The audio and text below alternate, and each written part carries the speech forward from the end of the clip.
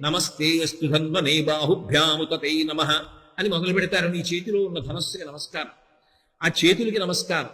రుద్రమన్యవ ఉతూత ఇషవే నమః, నీ మన్యువుకు ఒక నమస్కారం.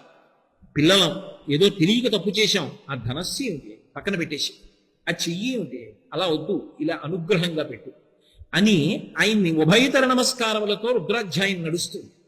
అంటే దానిలో ఉన్నటువంటి అంతరార్థం ఏమిటి అంటే, పరమశివుణ్ణి స్తోత్రం చేసి ఆయన యొక్క అనుగ్రహాన్ని పొంది ఘోర రూపాన్ని ఉపసంహారం చేయిస్తాడు. పాపములకు ఫలితమని ఇవ్వకు, మేము తట్టుకోలేము, తెలియక చేశాం, మన్నించమని అడుగుతాడు. అలా ఇక్కడికి వచ్చేటప్పటికి విశేషం ఏమవుతుంది అంటే, ఈ క్షేత్రం దగ్గరికి వచ్చేటప్పటికి ఇక్కడ పరమశివుడు ఘోర అఘోర రూపములు రెండిటికీ కూడా ఆయన స్థానమైన పంచబ్రహ్మమంత్ర పఠనంలో ఇప్పటికీ అఘోరేభ్యో దఘోరేభ్యో ఘోర ఘోరతరేభ్య అని చెప్తున్నాం కదా. అన్ని విశేషణములు ఉన్నవాడైనప్పటికీ కూడా ఈ క్షేత్రం దగ్గరికి వచ్చేటప్పటికీ పరమ ప్రసన్నమూర్తి అయి ఎంత కింది స్థాయిలో అనుగ్రహాన్ని వర్షిస్తాడంటే, వైదికమైనటువంటి ధర్మము తప్పదు, వైదిక ధర్మము తప్పకుండా తన అనుగ్రహ వర్షము చేత ఊహించలేనటువంటివి ఇస్తాడు. అందుకే ఏదో ఇక్కడ అనుకున్నంత తేలిక విషయాలు ఏం జరగలేదు, చాలా అద్భుతమైన విషయాలు జరిగాయి. అందుకే శ్రీకాళహస్తిలో ఎప్పుడైనా ఒక విశేషం జరిగితే దేవతలందరూ వస్తారు. నేను మీతో ఒక మాట చెప్పాలి అంటే, ఎక్కడైనా గిరి ప్రదక్షిణం చేశారనుకోండి, గిరి ప్రదక్షిణం చేస్తే దాన్ని గిరి ప్రదక్షిణ క్షేత్రం అని పిలుస్తారు. ఎందుకంటే కొండ స్థూల శివుడు అని గుర్తు, కొండ స్థూల శివుడుగా ఉన్నాడని ప్రమాణం ఉంటేనే గిరి ప్రదక్షిణం, అంతేగాని కొండకి దారి ఉందని చేయకూడదు. ఆ కొండ స్థూల శివుడని ప్రమాణం ఉన్నదా ఎక్కడైనా పురాణంలో? ఈ కొండంతా శివుడే అని చెప్పవచ్చా? చెయ్యొచ్చు. అరుణాచలం స్థూల శివుడు, గిరి ప్రదక్షిణం ఉంది. శ్రీకాళహస్తి స్థూల శివుడు, గిరి ప్రదక్షిణం చెయ్యొచ్చు. కోటప్పకొండ త్రికూటం 3 శిఖరములతో ఉంటుంది, బ్రహ్మశిఖరం, విష్ణు శిఖరం, రుద్రశిఖరం, ముగ్గురు కాబట్టి ప్రదక్షిణం చెయ్యొచ్చు. ఓ కొండ మీద ఈశ్వరుడు ఉన్నాడని ప్రదక్షిణం కొండకి చేయడానికి అన్ని వేళల శాస్త్రం అంగీకరించదు. కొన్ని చోట్ల గిరి ప్రదక్షిణాలు ఉంటాయి. అన్ని చోట్ల గిరి ప్రదక్షిణం ఎందుకు చేస్తారంటే, గిరిని శివస్వరూపంగా ప్రదక్షిణం చేస్తారు. ఒక్క శ్రీకాళహస్తి మాత్రం గిరి ప్రదక్షిణమున్న మిగిలిన క్షేత్రముల కోవలోకి రాదు. దీన్ని భాస్కర క్షేత్రం అంటారు. ఎందుకు భాస్కర క్షేత్రం అంటారో తెలుసా? మనందరం పితృదేవతలు ఉత్తీర్ణులు కావాలన్నా, దేవతానుగ్రహం కలగాలన్నా, లోకములు శాంతి పొందాలన్నా, గ్రహములు శాంతి పొందాలన్నా పరమ ప్రమాణంగా ఏ కాలాన్ని తీసుకుంటామంటే, సూర్యుడు ఉత్తరాయణంలో ప్రవేశించినటువంటి కాలాన్ని ఉత్తరాయణ పుణ్యకాలమని కొలిచి, ఉత్తరాయణ పుణ్యకాలంలో దానాలు పూజలు అవి విశేషంగా చేస్తారు. ఒక్క శ్రీకాళహస్తి క్షేత్రానికి ఉన్న గొప్పతనం ఏమిటంటే, ఉత్తరాయణంలో ప్రవేశించగానే అందరూ తనని పూజ చేస్తే, సూర్యుడు మాత్రం దేవతా సమూహం అంతటితో కలిసి శ్రీకాళహస్తి కొండకి ప్రదక్షిణం చేస్తాడు. అలా ఎక్కడైనా సూర్యుడు ప్రదక్షిణం చేస్తే పర్వంలో దాన్ని భాస్కర క్షేత్రం అంటారు. అటువంటి చోట దానికి చాలా పద్ధతులు చెప్తారు పెద్దలు. ఒక్క శ్రీకాళహస్తి విషయంలోనే ఆ పద్ధతులన్నీ చెప్తారు. అలాంటి పద్ధతిలో ప్రదక్షిణాలు కాని చెయ్యగలిగితే అటువంటి వాడు జన్మరాహిత్యానికి కూడా వెళ్ళిపోతాడు. అంత గొప్ప క్షేత్రం శ్రీకాళహస్తి క్షేత్రం, పరమాద్భుతమైనటువంటి క్షేత్రం శ్రీకాళహస్తి భాస్కర క్షేత్రం. ఈ కొండ అంత గొప్పది. ఈ క్షేత్రానికి ఉన్నటువంటి విశేషం ఏమి అంటే, వైదిక ధర్మాల్ని అలాగే నిలబడుతూ అనేక వైదిక రహస్యములను ఆవిష్కరిస్తూ పరమాత్మ అసలు దేవతలు ఊహించలేని అనుగ్రహాన్ని ఇక్కడ వర్షిస్తూ ఉంటాడు. అందుకే ఇక్కడ ఉన్న లింగం అనుగ్రహ ప్రదాతగా అసుతోష స్వరూపంతో ఉంటుంది. అసుతోష స్వరూపానికి ప్రధాన నియమం ఏమి అంటే, వాయువు అయి ఉంటాడు. అందుకే వాయువుని పరబ్రహ్మంగా చెప్తారు. నమస్తే వాయు త్వమేవ ప్రత్యక్షం బ్రహ్మాసి అని. ఆ వాయువు సమస్త సుఖములకు కారణం. వాల్మీకి మహానుభావుడు మహర్షి రామాయణం చేస్తూ ఉత్తరకాండలో వాయువు గురించి చెప్తూ ఓ మాట అంటారు. వాయు ప్రాణ సుఖం వాయు అంటారు. వాయువే ప్రాణము. ఊపిరి లోపలికి వెళ్ళి బయటకు వస్తోంది అనుకోండి, కోటేశ్వరారు బాగున్నారా అండి అంటారు. లోపలికి వెళ్ళినది పైకి రాకపోయినా, పైకి వెళ్ళినది లోపలికి వెళ్ళకపోయినా ఇది శివము కాదు శవం అని బయట పడుకోబెట్టేస్తారు. యావత్ పవనో నివసతి దేహే తావత్ పృచ్చతి కుశలంగేహే గతవతి వాయౌ దేహాపాయే భార్యా బిభ్యతి తస్మిన్. యావత్ పవనో నివసతి దేహే తావత్ పృచ్చతి కుశలంగేహే గతవతి వాయౌ దేహాపాయే భార్యా బిభ్యతి తస్మిన్ కాయే. ఆ ఊపిరి గాని ఆగిపోయిందా భార్య కూడా ఇక ఇన్ని సంవత్సరములు కలిసి పడుకున్నా బయట వర్షం పడుతోందమ్మా అంత్యేష్టి ఎలా చేస్తాం ఇవాళ రాత్రికి పడుకోండి ఇద్దరు అంటే ఆ భర్త కాడు శవం పక్కన పడుకోదు. ఆ వాయువే మంగళప్రదత్వం. కాష్టభూత నిజిజ్ఞిరి అంటారు కావ్యంలో. ఆ వాయువు చలనం ఆగిపోయిందనుకోండి శరీరం అంతా కర్రలా అయిపోతుంది. కాలు పట్టుకుని పైకెత్తితే కర్ర లేచినట్టు లేస్తుంది శరీరం. ఆ వాయువు తిరిగినంతసేపే ఈ శరీరము మంగళప్రదత్వాన్ని పొందుతుంది. ఆ వాయువు లేదనుకోండి సుఖం లేదు. వాయువు సుఖం. గాలి వేయకపోతే ఎలా ఉంటాం? అమ్మాయ చల్లటి గాలేస్తోందండి అంటాడు. గాలి సుఖము. అంతేకాదు బయట గాలే కాదు, ఎన్ని ఉండనివ్వండి ఎగ ఊపిరి వచ్చిందనుకోండి సుఖం. అన్నం తిన్నది అరగకపోతే 2 రోజుల తర్వాత వైద్యశాలకు వెళ్ళచ్చు. తాగిన నీళ్లు బయటికి వెళ్ళిపోతుంటే డీహైడ్రేషన్ అంటారు కదా, 1 గంట ఆగి వైద్యశాలకు వెళ్ళచ్చు. చేతి కాలిందనుకోండి 1 రోజు పోయిన తర్వాత వైద్యశాలకు వెళ్ళచ్చు. ఊపిరి అందట్లేదు అనుకోండి 1 గంట ఆగి తీసుకెళ్తానంటే అందరూ వెంటనే తీసుకెళ్లాలంటే. వాయువు జీవన్మరణ సమస్య.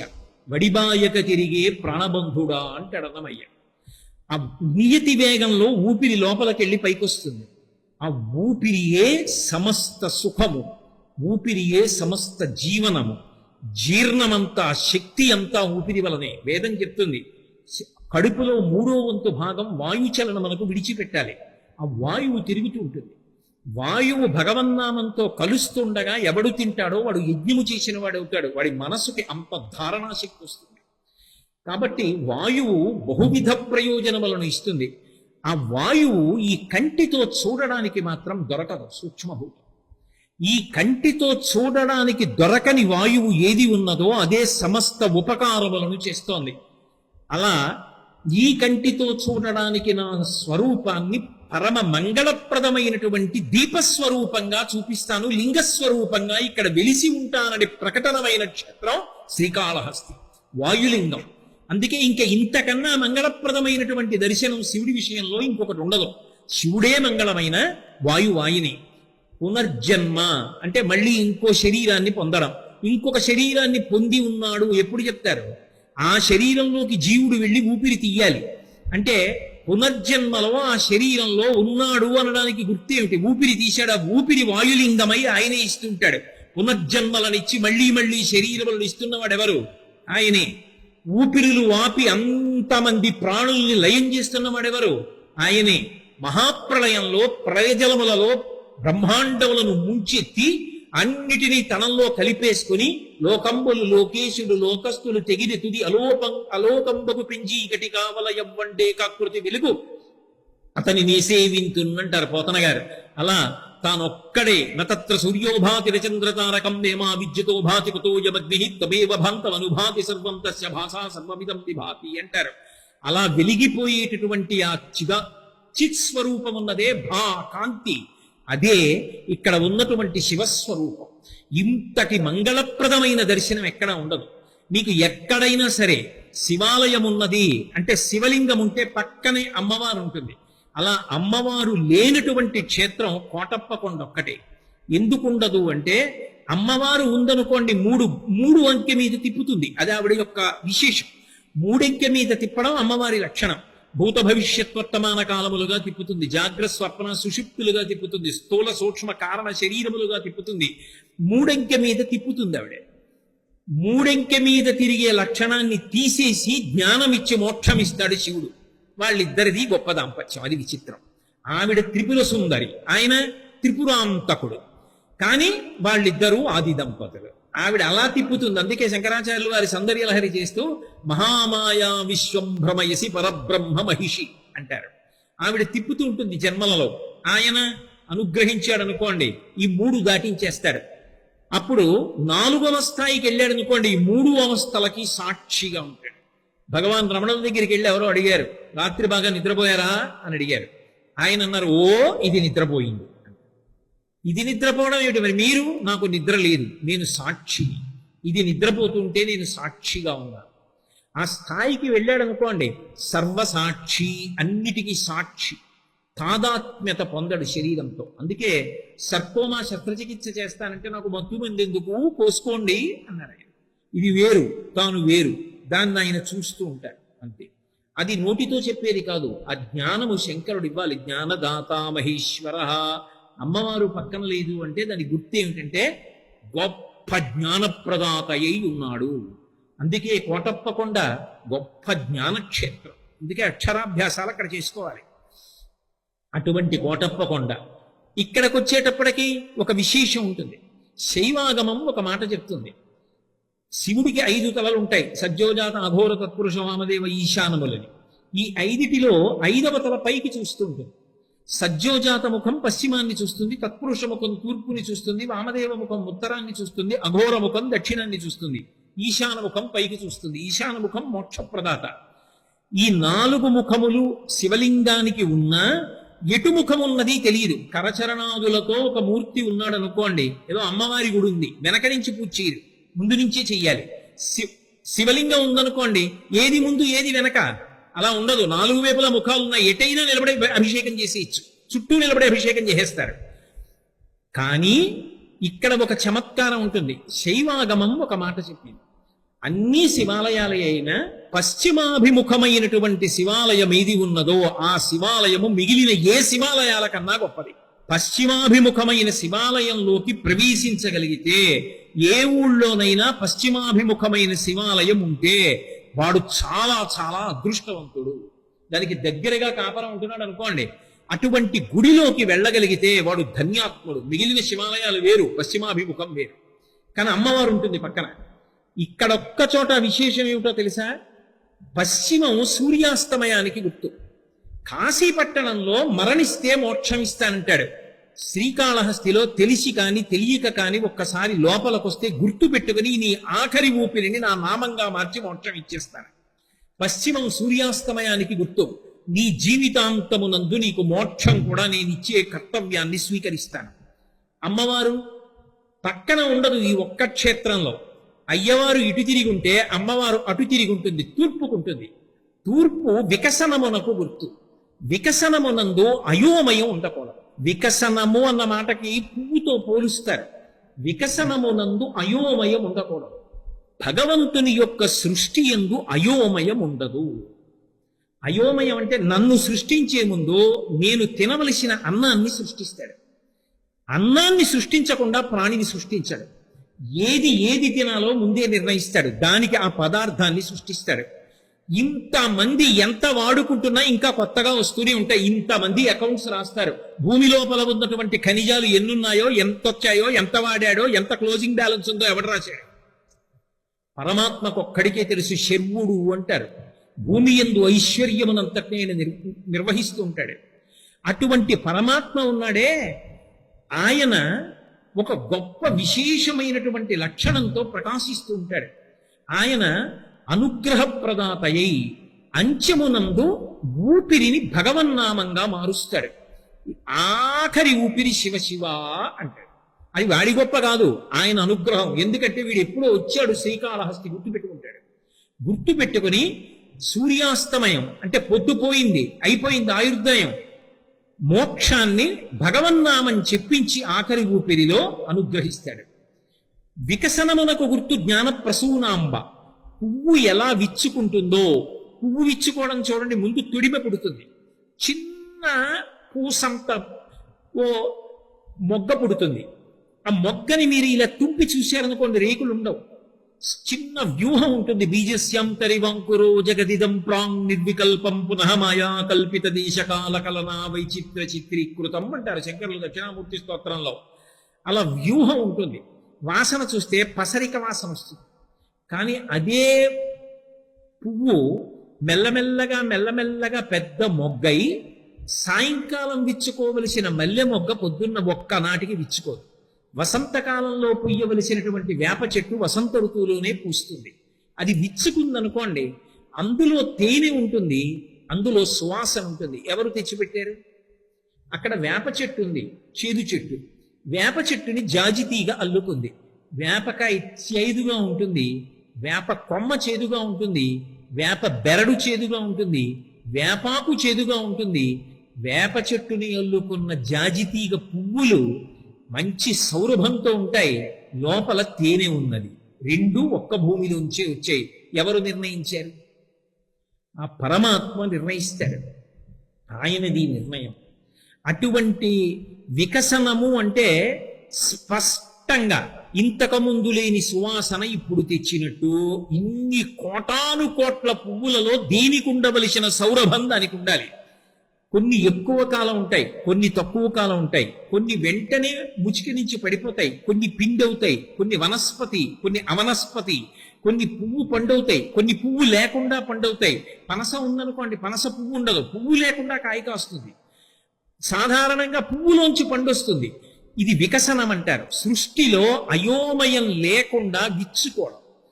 భగవంతుని యొక్క భక్తి విషయంలో అయోమయం లేకుండా స్పష్టత కలుగుతూ విచ్చుకుని చేసేటటువంటి కర్మలన్నీ కూడా భక్తితో కూడినవై, భక్తితో కూడినటువంటి కర్మలను అనుష్ఠానం చెయ్యగా చెయ్యగా చెయ్యగా చెయ్యగా ఆ కర్మల వలన ప్రీతి చెందినటువంటి పరమాత్మ చిత్తశుద్ధినిస్తే, చిత్తశుద్ధి పాత్రత అయితే ఆ పాత్రతను అడ్డుపెట్టి జ్ఞానమిస్తే, ఆ జ్ఞానము వలన ఇక పుట్టవలసిన అవసరం లేని మోక్షాన్ని పరమేశ్వరుడిస్తే, దాని వలన పునరావృత్తి రహిత శాశ్వత శివ సాయుధ్య స్థితిని పొందుతున్నాడు.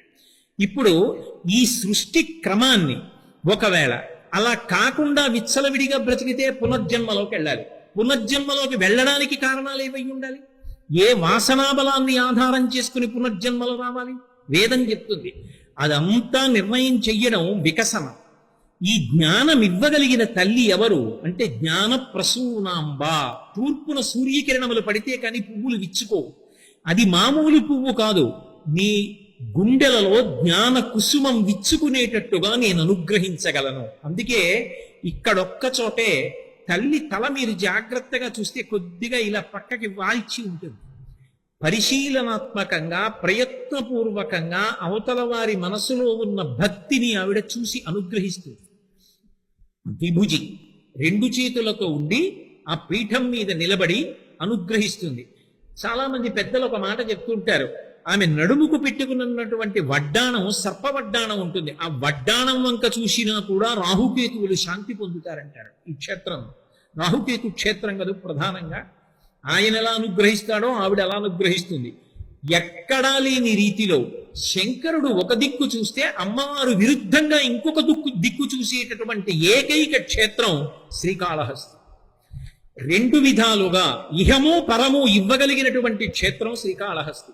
అంతేకాదు, ఇవ్వడము అనే మాట దగ్గరికి వచ్చేటప్పటికి ఎంత ఇవ్వడము ఎలా ఇవ్వడము మీరు నేను లెక్క కట్టడం సాధ్యం కాని క్షేత్రం శ్రీకాళహస్తి. ఎందుకనో తెలుసా? తిన్నడి కథ చెప్పేటప్పుడు తిన్నడు వచ్చాడు, ఆయన ఏదో కన్ను పెట్టాడు శివుడికి అని చెప్తాం, కానీ దాని వెనక ఎంతో గొప్ప విశేషం ఉంది. అందుకే కన్నప్పని అనుగ్రహించినప్పుడు 33 కోట్ల మంది దేవతలు శ్రీకాళహస్తి అంతరాలయంలోకి వెళ్ళి నిలబడ్డారు. ఎందుకు నిలబడ్డారు అంటే ఒక విశేషం జరిగింది.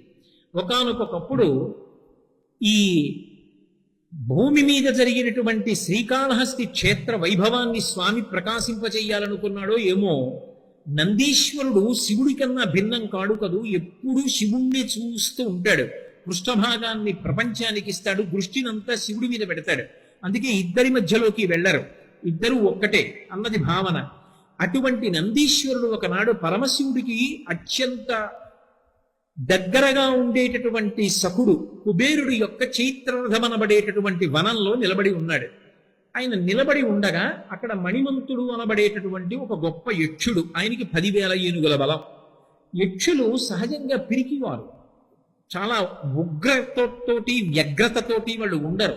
కానీ ఎందుకు ఆ రోజున మణిమంతుడు చెయ్యరాని పని చేశాడు. అక్కడ ఒక క్రీడాపురంగం తిరుగుతోంది, అంటే ఆడుకోవడానికి పనికొచ్చేటటువంటి ఒక జింక అది తిరుగుతోంది. మీరు ఎప్పుడైనా చూశారో లేదో నాకు తెలియదు. జింకల యందు చాలా అమాయకత్వం ఉంది. జింక మనిషిని చూసిందనుకోండి అంత దూరంలో నించుంటుంది, దానికి భయం పట్టుకుంటారు. మీరు ఏదైనా తినడానికి ఇలా వేశారనుకోండి అంత చటుక్కుని దగ్గరికి రాదు, చాలాసేపు నిలబడి కళ్ళు తిప్పుతూ చూస్తుంది. ఎంత భయమో దగ్గరికి రావడానికి, పట్టుకుంటారో బాణం వేస్తారో రాయి పెట్టి కొడతారో అని. అట్లాంటి జింక ఎంత అమాయకంగా ఉంటుందంటే, మీరు ఖాళీ బకెట్ పట్టుకెళ్ళి దానికి ఉన్న కాడ చప్పుడు చేశారనుకోండి, అది ఏదో పెడుతున్నారు పాత్ర చప్పుడు చేస్తున్నారని మందల కింద వస్తాయి జింకలు. ఓ పాట పాడారనుకోండి వచ్చేస్తుంది లేడీ. అంత అమాయకత్వం కూడా, ఇంద్రియ లౌల్యము కూడా జింకకుంది. దాంతో ఆడుకుంటారు ఎక్కువ. అటువంటి జింక ఎంతో వినోదాన్ని ఇచ్చే ప్రాణి. అటువంటి జింక ఒకటి తిరుగుతోంది. ఎందుకు దాని మీద అంత క్రౌర్యం? ఒంట్లో బలం ఉంది కదూ. ఆ మణిమంతుడు తిన్నగా వచ్చాడు, దాని మెడ పట్టుకుని తిప్పేశాడు, అది చచ్చిపోయాడు. నందీశ్వరుడు నిలబడి చూస్తున్నాడు. ఆయనది శివస్వరూపం, అపారమైనటువంటి ప్రేమ కలిగిన వాడు. ఆయన అన్నాడు, ఏ కారణానికి చంపేశావు దాన్ని? నీకు అన్ని వేల ఏనుగుల బలముంది కాబట్టి ఒక క్రీడాకురంగం మీద దాష్టీకం చూపించి చంపేస్తావా? అంత వ్యగ్రత, ఇంత వ్యగ్రతతో ఒక సాధుప్రాణిని చంపావు కాబట్టి నువ్వు ఇదే ప్రవృత్తితో కేవలం వేటాడడమే లక్షణంగా భిల్లుడవై భూలోకంలోకి వెళ్ళి పుట్టు, ఈ యక్షలోకంలో ఉండకన్నాడు. మదం తగ్గిపోయి ఇప్పుడు చేసిన తప్పు తెలిసింది. వెళ్ళి నందీశ్వరుడి కాళ్ళ మీద పడ్డాడు. అయ్యా, నాకు శాపానుగ్రహం ఇవ్వండి, ఎలా మళ్ళీ నేను యక్షుడిగా మారతానన్నాడు. నువ్వు కొంతకాలం భూలోకంలో ఉండు, భార్యని స్వీకరించి కొడుకుని కంటావు. నీకు కొడుకుని కన్న ఉత్తర క్షణంలో, నువ్వు కొడుకుని కన్న ఉత్తర క్షణంలో భూలోకంలో శరీరాన్ని విడిచిపెట్టి మళ్ళీ మణిమంతుడవై ఈ కుబేర లోకంలోకి ప్రవేశిస్తావు, యక్షుడు అవుతావు అని శాపావకాశం ఇచ్చాడు. ఆయన భూలోకంలో పుట్టాడు. తీర్ణుడు అన్న పేరుతో పుట్టాడు. అంటే వేదం చెప్పినటువంటి పునర్జన్మ సిద్ధాంతాన్ని చెప్పుకొస్తారు. ఇందులో ఏ దోషం చేస్తే, ఏ వాసనాబలం ఉంటే, ఏ వ్యగ్రత ఉంటే మహాత్ముల యొక్క ఆగ్రహానికి కారణమవుతుందో, ఆ ఆగ్రహమునకు పాత్రుడైనటువంటి వాడు ఈ లోకంలో జింకని చంపడంలో ఉత్సాహం చూపావు కాబట్టి జింకల్ని చంపడమే ప్రవృత్తిగా కలిగిన వాడిగా పుట్టు భూలోకంలో. నీ సరదా తీరిపోయాకరా. ఎప్పటికీ నా సరదా తీరినట్టు నీకు కొడుకు పుట్టాక వదిలిపెట్టు శరీరం. ఎందుకని అలా ఎందుకు ఇవ్వాలి అంటే, ఏ తండ్రికైనా కొడుకు పుట్టాడు అనగానే ఒక గొప్ప సంతోషం ఉంటుంది. తండ్రి ప్రాణాలన్నీ కొడుకు మీద ఉంటాయి. ఆత్మావై పుత్రనామాసి. ఆ కొడుకుని వృద్ధిలోకి తీసుకురావాలని తాపత్రయపడతాడు. కాబట్టి ఆ కొడుకుని వృద్ధిలోకి తీసుకురాకుండా తాను ప్రాణం వదిలిపెట్టేస్తున్నాడు అనుకోండి, ఎంత బాధపడతాడో నీకు తెలియాలి. ప్రాణం వదిలిపెట్టడంలో బాధ ఏమిటో. మామూలుగా ప్రాణం వదిలిపెట్టడమే బాధ. కొడుకు పెద్దవాడు అవ్వకుండా కొడుకు పుట్టగానే నువ్వు వదిలిపెట్టడంలో బాధపడి వదిలిపెట్టి మళ్ళీ మణిమంతుడివి కా. నీకు 2 రెట్ల బాధిస్తున్నాను. వచ్చాడు భూమి మీదకి. కణిష అని ఆమె కూడా బిల్లకాంత, ఒక స్త్రీని వివాహం చేసుకున్నాడు. ఇద్దరూ కాపరం చేశారు. చాలా కాలం గడిచింది. వెడుతుండేవాడు, వేటాడుతుండేవాడు. ఈ శ్రీకాళహస్తికి ఒక విశేషమైన పేరుంది. దీన్ని గజారణ్యము అని పిలుస్తారు పురాణంలో. ఏనుగులు తిరుగుతుండేవి ఇక్కడ, అందుకని దీనికి గజారణ్యం అని పేరు. ఈ గజారణ్య ప్రాంతంలో అన్ని మృగాల్ని వేటాడుతూ జీవితం గడుపుతున్నాడు. కొంతకాలం అయిపోయింది. కొడుకు పుట్టాడు అన్నారు. గబగబా వెళ్ళి కొడుకుని చూశాడు ఎత్తుమని. అబ్బా, ఎంత పెద్ద పెద్ద కళ్ళో! ఈ పిల్లాన్ని చూస్తే ఎంత మురిపం కలుగుతోందో కనిషా. ఇంతంత కళ్ళున్న పిల్లాన్ని నేను ఎప్పుడూ చూడలేదు.